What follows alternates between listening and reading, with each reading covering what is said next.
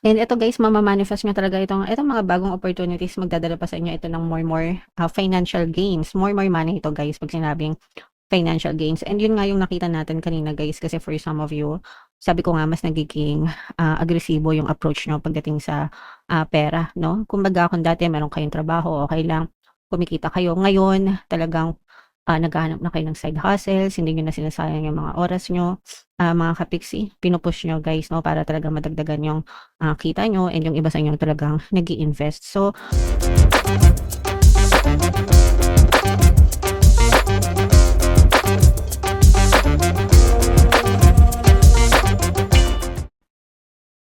hello guys, hello Taurus, welcome back to Pinoy Pixie Tarot. Ang pamagat ng episode natin for tonight is, first half kapalaran para ngayong May 16 to 31, sorry, May 1 to 15 pala.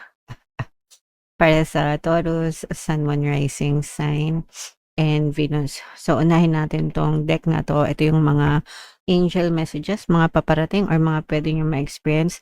Unang-una guys, pagsamahin na natin 'to, we have family and sweetheart energy. So, ibig sabihin nito guys, maganda yung relasyon niyo na mag-asawa, mag-jowa, and maganda rin yung relasyon niyo sa inyong family. So, this is abundance of love sa romantic at saka sa, family, guys. So, this is something that you should look forward.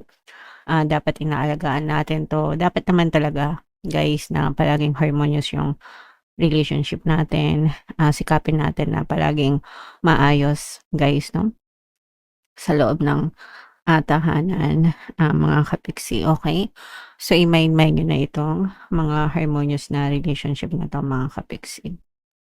And eto naman guys, for some of you, it's either kayo yung mag-coach, mag-advice, or kayo yung nanghihingi ng, coaching or advice from other people. Maganda sa pakiramdam guys yung kayo yung nagko-coach or nag-a-advice, kasi ibig sabihin meron kayong mga kaalaman, karunungan na puwede niyong ibahagi sa ibang tao na puwedeng makatulong, sa ibang tao, mga kapiksi. And for some of you naman guys, kung kinakailangan niyo naman ng advice or mentorship or training, huwag kayong manghinayang, especially if mag-i-invest kayo sa sarili niyo, mga kapiksi 'no. Kasi there are some, knowledge or kaalaman na specific na kahit anong search natin sa internet, we can't find answers. But there are a few people na puwedeng makatulong sa inyo 'no, sa mga specialized, information ganyan. So yung mga gano'n guys, sometimes kailangan talaga ng bayad or kailangan magbayad. But if mag-i-improve naman yung sarili niyo, huwag kayong manghinayang guys, kasi ikaw yung pinaka number one na investment mo sa buhay mo. Kapag nag-i-invest ka sa sarili mo, may chance din na gumanda yung takbo ng buhay mo, Taurus, okay. Alright. So, comment down below guys if, naunawaan niyo 'yan. So, i-mind niyo na 'tong mga harmonious na relationship, sa family at saka sa love romantic relationship guys. So, eto naman yung sa love message natin guys. This is more on dark, confession ng person mo, yung mga tinatago niya, sa isip niya, mga kapiksi. So, tingnan natin, kung ano lang yung maka-resonate guys, take that message. This connection bores me to death. I need something more exciting. Um, Usually magre-resonate ito kung matagal na yung, relationship niyo, guys 'no. And kung, feeling mo yung person mo babaero, playboy, playgirl, ganyan, this is also a sign guys 'no. Sometimes it's not about love. Hindi dahil sa kunwari hindi dahil may third party is mahal nila yung third party, hindi palaging gano'n guys 'no. Sometimes nabo-bore lang sila sa relationship, it's not about love, naghahanap lang sila ng something exciting, something na, um, nag-a-activate ng kanilang dopamine guys, especially kung mga lalaki yung mga, jowa niyo, okey? Pero it doesn't mean na mahal nila 'yun. third party. Kaya nga merong iba guys, 'di ba, na, kahit gaano kadami yung babae nila, uuwi at uuwi pa rin sila sa mga asawa nila kasi yun yung totoong mahal nila. And sometimes gusto lang nilang ma-excite ulit, kaya sila naghahanap ng iba. Although hindi siya tawag dito, hindi siya karapat-dapat or kaayon-ayon, 'di ba? Napaka-unethical niya morally, napaka-immoral. Pero ganun yun guys, kasi nasa hormones or nasa glands or whatever sa katawan. Okay? Anyway, I hope you get what I mean. So, kailangan nyo lang ipag-spark ulit yung inyong relationship, guys. I'm not sure I can meet your expectations. The pressure is too much for me. Ito naman, guys, para dun sa mga person na kung nape-pressure sa inyo yung person nyo, no? Kasi merong ganun minsan na masyadong demanding yung iba, maraming mga hinihingi. But if you feel like you deserve it, that's fine. Kung hindi nila ma-meet yun, that's their problem. It's not your problem. Pero probably kailangan nyo mag-usap para alam nyo yun, mag-compromise kayong dalawa, guys. Okay? I cannot give you what you want or deserve. I'm sorry. Yun na nga yun, guys. Yung hindi niya ma-meet yung mga expectations mo, hindi niya mabigay yung mga gusto mo. So, sometimes nagkakaroon doon ng gap, no? Kasi nagsiset ka ng baseline, pero yung person na napili mo, hindi niya kayang ibigay sa'yo yun.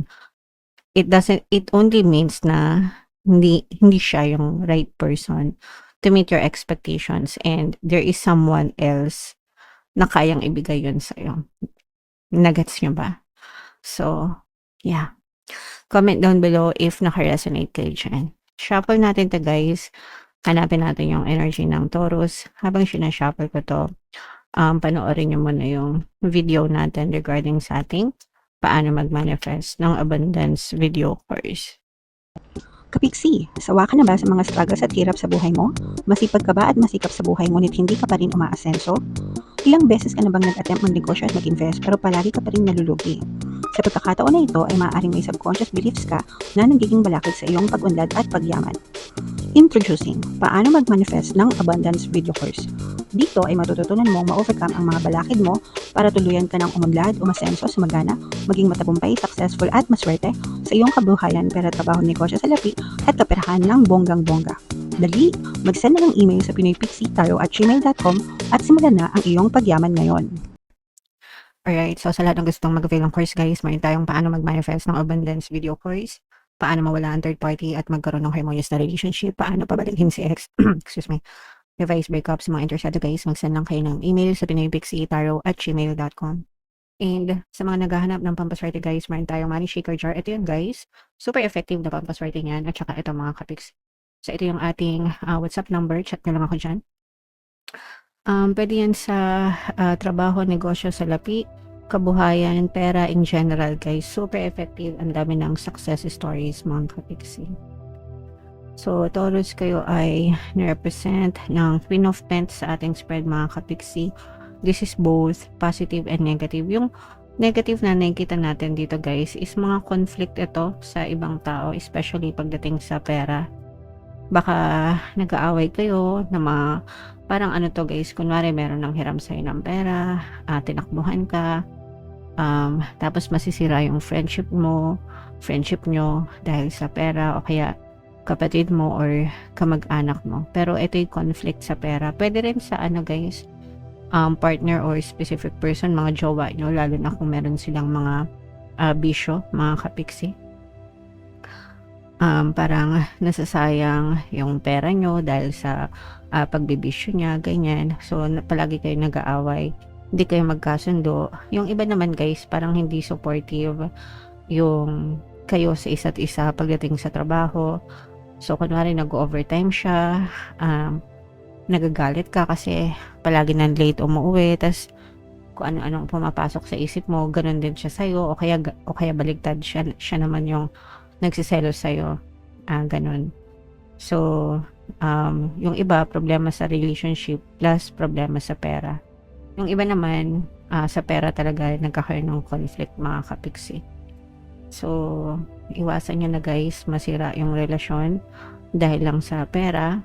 Pag-usapan niyo, kailangan align kayo, mga kapiksi, pagdating sa pera. Okay? Sa iba naman guys, ito yung brand new beginning. Ito makaka-resonate ito sa mga kapiksi natin ng mga single. Ito yung bagong simula sa relationship guys, no? Kung kayo ay mga single guys, pwedeng nagkakaroon kayo ng situationship or crush, fling, ganyan.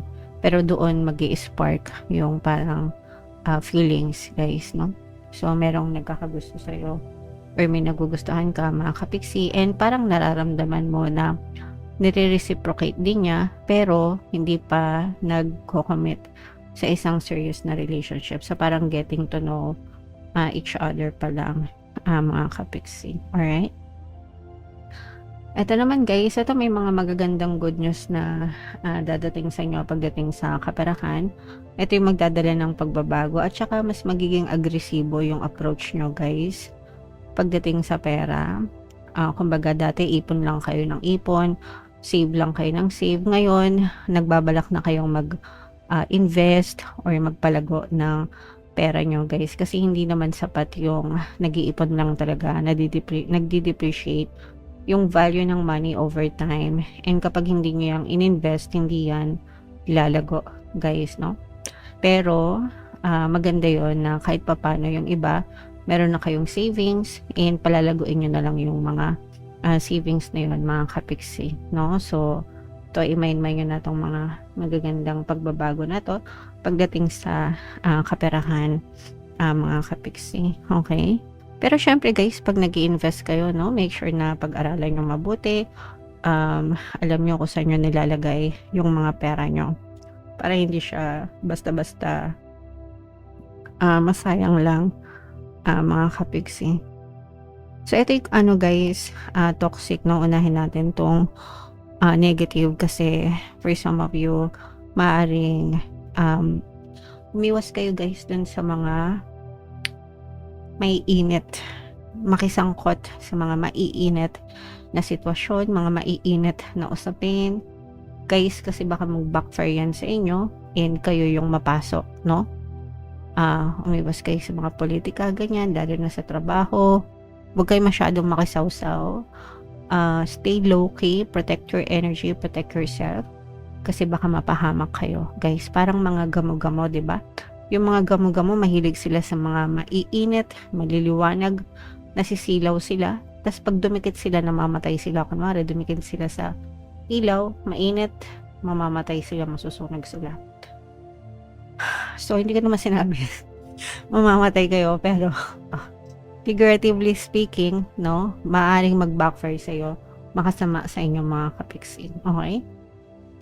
And ito guys, mamamanifest nyo talaga itong mga bagong opportunities, magdadala pa sa inyo ito ng more financial gains, more money ito guys, pag sinabing financial gains. And yun nga yung nakita natin kanina guys, kasi for some of you, sabi ko nga, mas nagiging agresibo yung approach nyo pagdating sa pera, no? Kumbaga, kung dati meron kayong trabaho, okay lang, kumikita kayo. Ngayon, talagang naghahanap na kayo ng side hustles, hindi nyo na sinasayang yung mga oras nyo, mga kapiksi, pinupush nyo guys, no? Para talaga madagdagan yung kita nyo, and yung iba sa inyo talagang nag-i-invest. So, financial gains yung resulta nito guys. So pag sinabing financial gains, dagdag kita, dagdag income, dagdag pera para sa inyo, no? So this is something that you should look forward to. Saluhin nyo itong mga blessings na to, Taurus, kasi para sa inyo yan, and deserve nyo yung more kaperahan na yan guys. Okay? Alright. So yeah, comment down below, Taurus, if feeling nyo naka-resonate kayo dyan. Lahat ng mga magaganda, especially itong more money na to guys, i-mind nyo na sa comment section para talagang mahatak nyo, Taurus. For more tarot readings, ito yung playlist nyo. Ito naman yung ating success stories ng paano mag-manifest ng abundance video course. Panoorin nyo tong video natin guys about money shaker jars. Thank you for liking, sharing, and subscribing. See you next time guys. I love you all. Have a nice day. Bye-bye.